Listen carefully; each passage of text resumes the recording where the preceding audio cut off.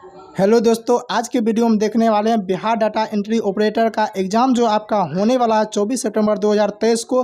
उनके लेके इस वीडियो में जो है मैं आपसे 8 से 10 टॉपिक ऐसा लेकर आया हूं जिससे आपके एग्ज़ाम में हर बार पूछा गया क्वेश्चन है और पूछेगा ही। हर एक टॉपिक से एक या दो क्वेश्चन आपके एग्ज़ाम में आएगा ही।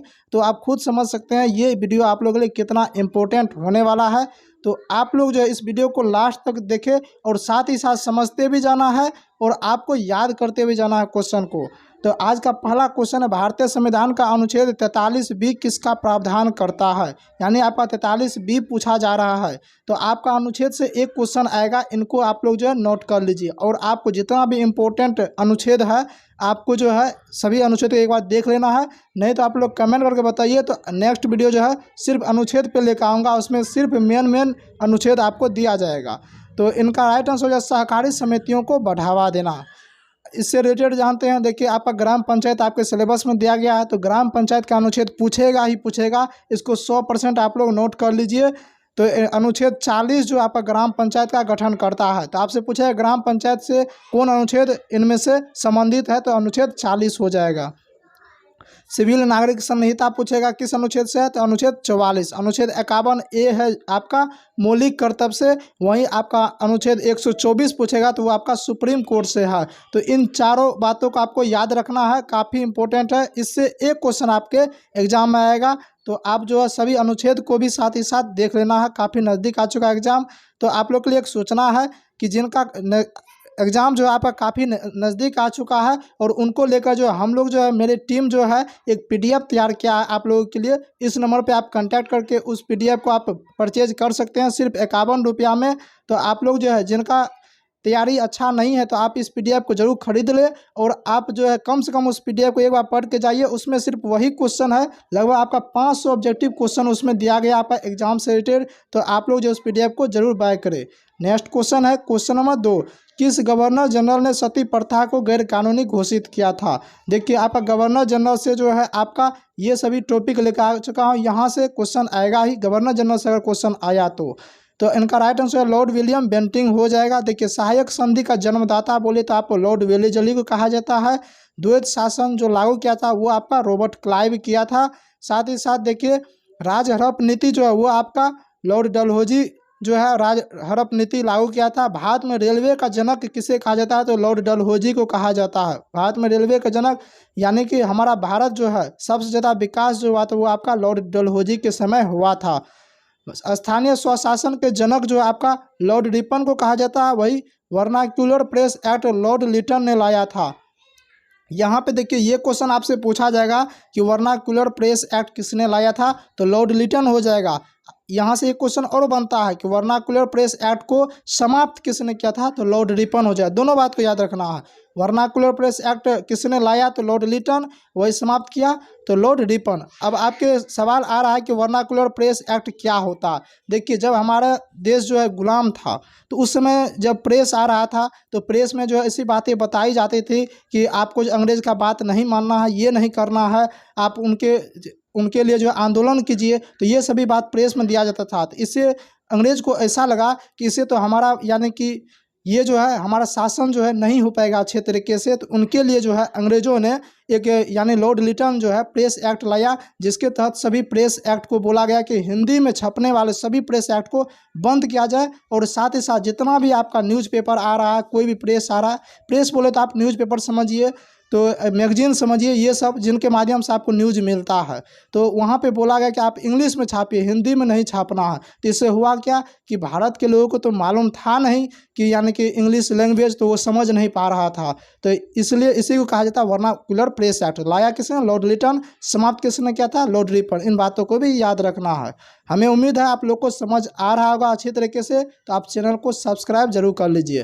क्वेश्चन नंबर 3 है, सिमोना बेल्स का संबंध किस खेल से है। देखिए यहाँ से इस टॉपिक से आपका आज पूरे क्लियर ही कर देता हूँ। आपका खेल से संबंधित कल क्लियर क्या था, किसमें कितना खिलाड़ी है। जिन्होंने नहीं देखा उस वीडियो को जाकर जरूर देखें। आज मैं क्लियर करता हूँ कौन सा व्यक्ति किस खेल से संबंधित है। सिमोना बेल्स जो है आपका जिम्नास्टिक खेल से संबंधित है। वही बजरंग पुनिया की बात करें जो कि आपका पहलवान है और हरियाणा राज्य से संबंधित है। साक्षी मलिक पहलवान है, हरियाणा से संबंधित है। साइना नेहवाल आपका बैडमिंटन से संबंधित है जो कि हरियाणा राज्य से है। पीवी सिंधु बैडमिंटन से है जो कि आंध्र प्रदेश से है। वहीं सानिया मिर्जा की बात करें वो आपका टेनिस है, ये तो आपको मालूम ही होगा, जो कि आपका महाराष्ट्र राज्य से है। कभी कभी ऐसा भी पूछा जाता है कि सानिया मिर्जा किस राज्य से संबंधित रखता है, या कभी ऐसा पूछता है कि इनमें से कौन टेनिस की खिलाड़ी है, ऑप्शन में सानिया मिर्जा दे देगा। तो इसके लिए आपको इन तीनों बातों को याद रखना। पीटी उषा जो कि धावक है, जो कि केरल से संबंधित है। मेरी कॉम मुक्केबाज है, जो कि मणिपुर से संबंधित है। मिताली राज जो कि क्रिकेटर है, तो मिताली राज को याद रखिए, क्रिकेटर है, जो कि कप्तान भी रह चुकी है, महिला क्रिकेटर की कप्तान रह चुकी है, जो कि राजस्थान से संबंधित है। इन सभी को जो आप लोग को याद कर लेना है, साथ ही साथ स्क्रीनशॉट आप लोग ले लीजिए। भवानी देवी जो आपका ये जो हाल फिलहाल कोई एग्जाम में पूछा गया, भवानी देवी तलवारबाज है, जो कि आपका तमिलनाडु से संबंधित है। मीराबाई चानू भारोत्तोलक है, मणिपुर से संबंधित है। नीरज चोपड़ा की बात करें तो वो एथलेटिक्स है, जो कि आपके हरियाणा से संबंधित है। देखिए नीरज चोपड़ा से उम्मीद है कि नीरज चोपड़ा से ज़्यादातर पूछा जाए, क्योंकि अभी हाल फिलहाल इनका चर्चा ज़्यादा रहा। तो एथलेटिक्स है, इन बातों को भी याद रखना। साथ ही साथ भाला फेंक, आपको जो है भाला फेंक, इन एक क्वेश्चन ऐसा पूछ देगा भाला फेंक से कौन संबंधित है, तो नीरज चोपड़ा, उन्हीं को बोला जाता है। एथलेटिक्स उन्हीं को बोला जाता है, जो कि आपका हरियाणा राज्य से संबंधित है। नेक्स्ट क्वेश्चन है क्वेश्चन नंबर 4, सिरका का रासायनिक नाम क्या है। देखिए सिरका का रासायनिक नाम आपका एसिटिक एसिड है। तो इन बातों को भी याद रखना है कि किनका रासायनिक नाम क्या है। और आपका जो है एक क्वेश्चन तो आपका इस टॉपिक से रहता ही, हर एक एग्जाम में देखने को मिलता है, तो इस टॉपिक को ही क्लियर कर लेते हैं। चींटी तथा मधुमक्खी के डंक में जो है आपका फॉर्मिक अम्ल पाया जाता है, यानी किस में जो है कौन सा अम्ल पाया जाता है, इन बातों को भी याद रखना है। तो चींटी और मधुमक्खी में फॉर्मिक अम्ल। साथ ही साथ आप जहाँ भी जैसे भी आप वीडियो देख रहे हैं, पढ़ रहे हैं, आपको जो है साथ ही साथ बोलते जाना है, इससे आपको याद होगा।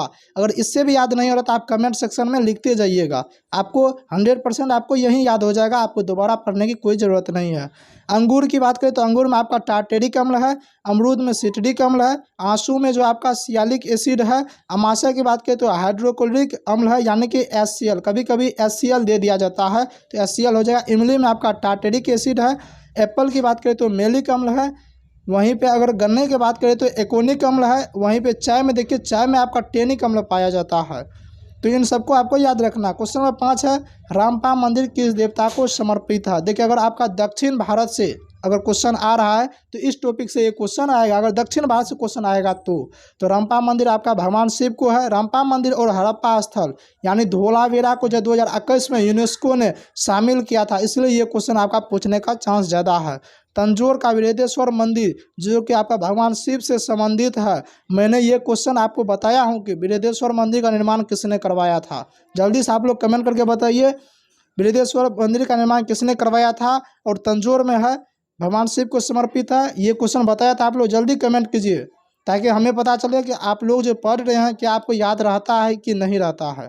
कंदरिया महादेव का मंदिर जो है खजुराहो में स्थित है, और खजुराहो कहाँ पे है, मध्य प्रदेश में। इन बातों को भी याद रखना, मध्य प्रदेश में है। हाँ, बृहदेश्वर मंदिर का निर्माण जो है राजराज प्रथम ने करवाया था। तो जो भी कमेंट किए हैं उनका सही है। कोणार्क उड़ीसा में स्थित है।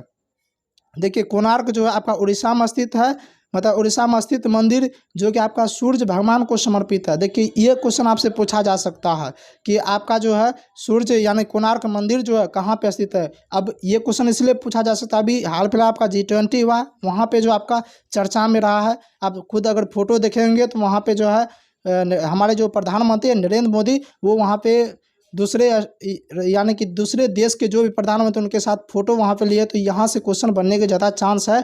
तो आप लोग को जो है ये बात को याद रखना है, जिसे ब्लैक पेगोटा भी कहा जाता है। नेक्स्ट क्वेश्चन है question number 6, dreams for my father के लेखक कौन है। देखिए पुस्तक और लेखक से एक क्वेश्चन आएगा, तो मैं जो है आपका 3 से 4 ऐसे हेडलाइन मतलब यानी कि पुस्तक लेकर आ चुका हूँ जहाँ से क्वेश्चन आने की संभावना है। तो ड्रीम्स फॉर माय फादर पुस्तक के लेखक आपका बराक ओबामा हो जाएगा। वहीं ए प्रोमाइज्ड लैंड ये भी आपका बराक ओबामा हो जाएगा। द लाइट वी कैरी और बी कमिंग मिशेल ओबामा की है। इन बातों को भी याद रखना है, ये दोनों काफ़ी बार पूछा गया। अभी और अगर आपका बात करें तो 8 से 9 बार ये क्वेश्चन पूछा जा चुका है। एग्जाम वॉरियर और सोशल हार्मोनी ये आपका नरेंद्र मोदी का है। और चेंजिंग इंडिया की बात करें तो ये आपका मनमोहन सिंह का है। Next question question number 7, Majuli नदी द्वीप किस राज्य में स्थित है। तो माजुली नदी द्वीप जो आपका असम में है। देखिए ब्रह्मपुत्र नदी पे ये यहाँ से 3 प्रकार का आपका क्वेश्चन आता है, 3 प्रकार का क्वेश्चन आता है, उसमें से आप 100% इसको आप टिक कीजिए कि एक क्वेश्चन आएगा ही। तीन प्रकार का क्वेश्चन कैसे आता है। एक तो पूछेगा दुनिया का सबसे बड़ा नदी द्वीप कौन सा है, तो माजुली द्वीप है, एक बात तो हो गया। दूसरी बात पूछेगा कि माजुली नदी द्वीप जो है किस नदी पर है, तो ब्रह्मपुत्र नदी पे है। तीसरी बात ये पूछा जाएगा कि माजुली नदी द्वीप किस राज्य में स्थित है, तो असम में। तीनों बात को याद रखना, यहाँ से एक क्वेश्चन आएगा, आप लोग नोट कर लीजिए, यहाँ से एक क्वेश्चन आएगा, इन तीनों बातों को याद रखना है। नेक्स्ट क्वेश्चन, क्वेश्चन नंबर 8, मधुमक्खी पालन का अध्ययन को क्या कहता है। देखिए अध्ययन से संबंधित एक क्वेश्चन आता है कि मतलब किस पालन को कौन सा अध्ययन कहते हैं, तो आपका मधुमक्खी पालन को जो है एपी कल्चर कहते हैं। क्या कहते हैं, एपी कल्चर। मत्स्य पालन की बात करें तो आपका पीसी कल्चर। देखिए कल्चर सब जो है उन बातों को याद नहीं रखना है, आपको इनमें से मेन पॉइंट रखना, एपी मतलब मधुमक्खी, पीसी मतलब मत्स्य, ऐसे याद रखना है। पीसी कल्चर यानी मत्स्य पालन। कवकों का अध्ययन माइकोलॉजी कहा जाता है। देखिए माइको MYCO माइको का मतलब ही होता है कवक, यानी कि कवक का इंग्लिश वर्ड हुआ माइको। तो माइकोलॉजी जैसे पूछेगा आपका कवक याद आना चाहिए। वहीं शैवालों के अध्ययन को आप फाइकोलॉजी कहते हैं। इन दोनों में जो है आप लोग ज़्यादा कन्फ्यूजन करते हैं कि कवक के अध्ययन को माइकोलॉजी और शैवाल के अध्ययन को आप लोग फाइकोलॉजी, तो इन दोनों को आप लोग अच्छे तरीके से याद कर लेना है। वहीं बात करें पुष्प का अध्ययन को एंथोलॉजी, फलों का अध्ययन को पोमोलॉजी, पक्षियों का अध्ययन की बात करें तो ऑर्निथोलॉजी, कीटों का अध्ययन की बात करें तो एंटीमोलॉजी। तो इन सभी बातों को आपको याद रखना है, यहाँ से एक क्वेश्चन बनता है। तो आज की वीडियो में मैंने 8 ऐसे टॉपिक देखा है जहाँ से आपके एग्जाम में आने की बहुत ज़्यादा संभावना है, और सभी टॉपिक को मैंने अच्छे तरीके से क्लियर कर दिया हो। तो आई होप डैट ये वीडियो आप लोग को अच्छा लगा, तो वीडियो को लाइक करें, शेयर करें, और चैनल पर पहली बार है तो चैनल को सब्सक्राइब जरूर कर ले, ताकि ऐसे वीडियो आपको मिलते रहे डेली। तो मिलते हैं अब नेक्स्ट वीडियो में, तब तक के लिए जय हिंद।